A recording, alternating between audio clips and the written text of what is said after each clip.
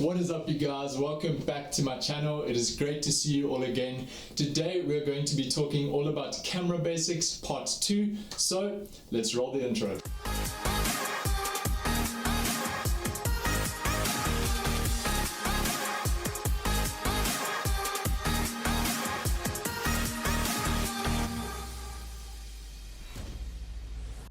Alright, so in my previous camera basics video, which I'll link up here, I covered 3 different aspects. Those were ISO, shutter speed and aperture. So now that we know all of those things, we're going to dig a little bit deeper into photography and just in general how the camera works. And today we're going to be looking at focus modes, and then we are also going to be looking at your different shooting modes that you get on your camera. So we're going to start things off with shooting modes. Alright, so if you look on your camera on the front, you're going to see a dial. Now this dial controls all of your shooting settings. I can't show you guys now because I'm actually filming on my camera, but I'm going to just put up a little diagram probably over here somewhere. But as you can see, you get a bunch of different shooting settings. What is up, you guys? Future editing Michael here. So in this video I said shooting settings. Throughout the whole video, for some reason I said shooting settings. What I meant is shooting modes. So just remember, every time I say settings, I really meant modes. Enjoy the video. And they really range depending on what you need them for. So today we are only going to be looking at 4 of these shooting settings. And those are M or manual, AV, TV and portrait mode. We're going to cover these all in a little bit more depth in a minute. Now, manual mode actually isn't used that much, especially from me personally. So generally photographers that are really comfortable with their cameras will use this, but I don't use it that much, and I don't actually know of many people that do use it as their main shooting mode. The reason that I don't really use this mode that much is because in manual mode you yourself are having to control all 3 of those aspects, which are ISO, aperture and shutter speed. And this can get really hectic if you don't quite know what you're doing and you don't quite understand how the camera works. And even if you do understand how a camera works, it can still be a lot, especially if you're on a paid shoot for a client. You are then having to control and think about the setting the entire time and then making adjustments for that setting. And it's not just one adjustment you're having to make the entire time.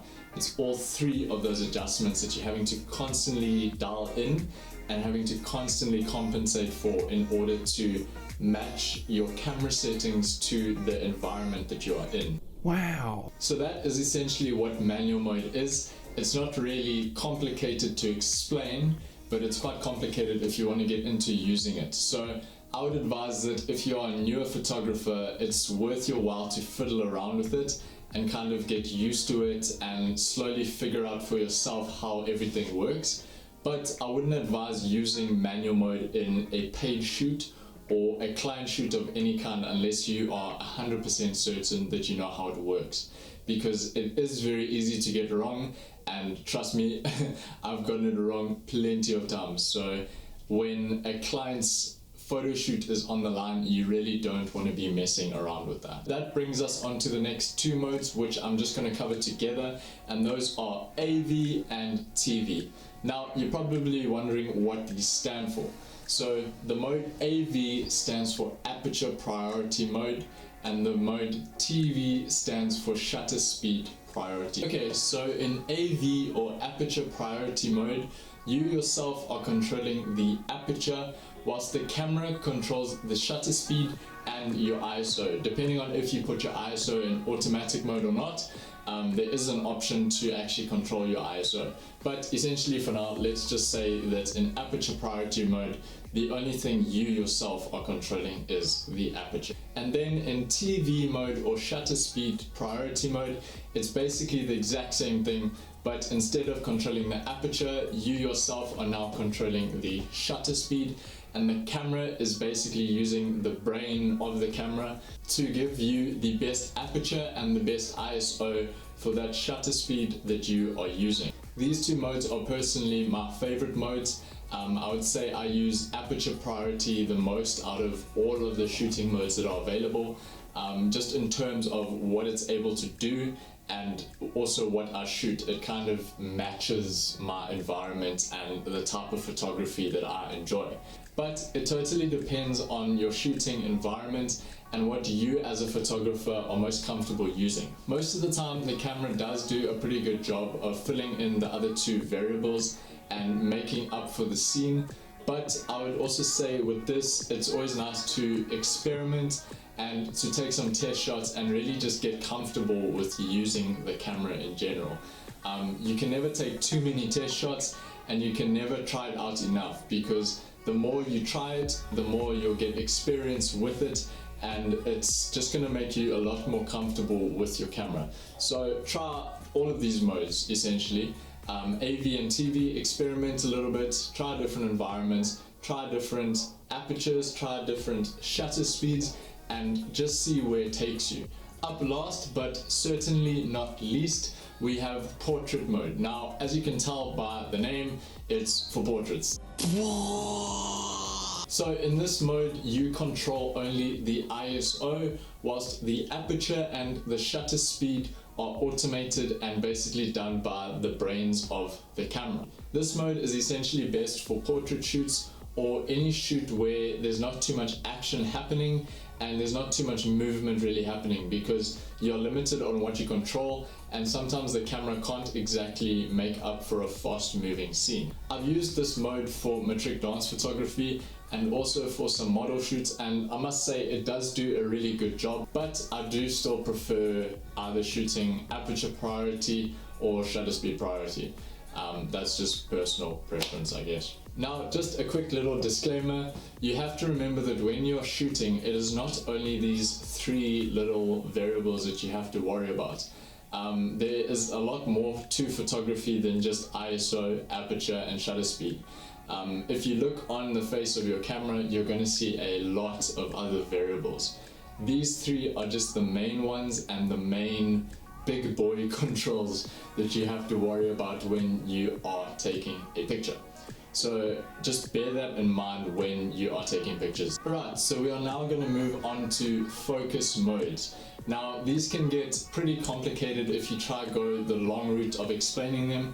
So I'm going to try keep it super short, super simple, and just give you guys what they do and what they are. So if you look on the lens of your camera, you'll most likely have a little switch which switches between AF and MF. Now, this stands for autofocus or manual focus. So within autofocus, you have three focus modes. Now, once again, these will differ from what type of camera you have in terms of their names, but what they do stays exactly the same. Now, I am a Canon user, so I'm just going to go by the names that Canon has given to the shooting modes. So you get AR servo, AR focus, and one shot. So let's first look at one shot focus mode. So this is pretty simple. It's in the name. It only focuses once. So if you look through your viewfinder, you're going to see a little grid. Now on this grid, every time you hold down your shutter, you're going to see one of these little squares light up. So that point is now where the camera is focused on, and if you move your camera around, it's going to be out of focus and blurred, because that specific point and that specific focal plane is what your automatic camera focus mode has gone for. So you can see here in this in-camera view that I'm focusing on the Chasing Africa aspect of the backpack. You can see this by the little block that lights up. It's the little square that is in red. So this now is my one shot focus. So you can see now as I move my camera, it will now be out of focus because the camera has focused specifically on that point and within that focal plane. So that is one shot focus. Now let's go into continuous or AR servo focus. Now AR servo or continuous focus is the complete opposite of one shot. You'll notice that in continuous focus mode, as soon as you depress your shutter, the camera will go about tracking that moving object. So naturally, continuous focus mode is a lot better for high action sports type photography because you're not having to worry about refocusing your camera every time. It does that all itself. However, the only downside of this mode is that it can really eat up your battery life because of the amount of input and that the camera is having to put in. Excuse that really bad English. It is what it is, bro. So now that we've gone through both of those, only AR focus is left.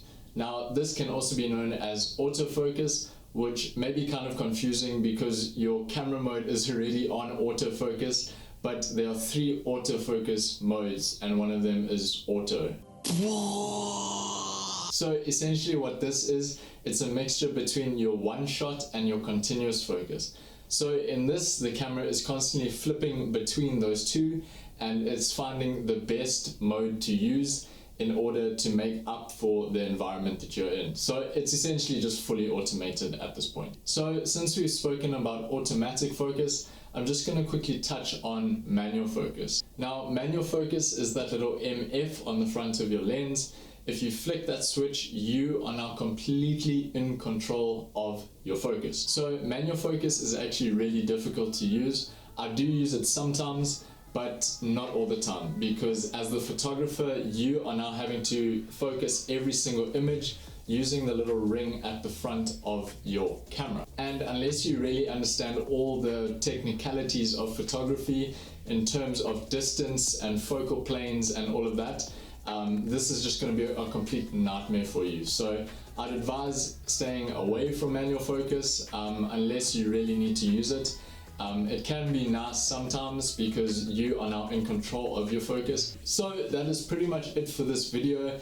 If you guys would like to see more camera basics videos, tell me down in the comments, and also be sure to tell me exactly what you'd like me to explain. If you guys found this video helpful, please be sure to leave a like, subscribe, and hit the bell notification button so you guys actually know when I upload my videos. And until next time, cheers.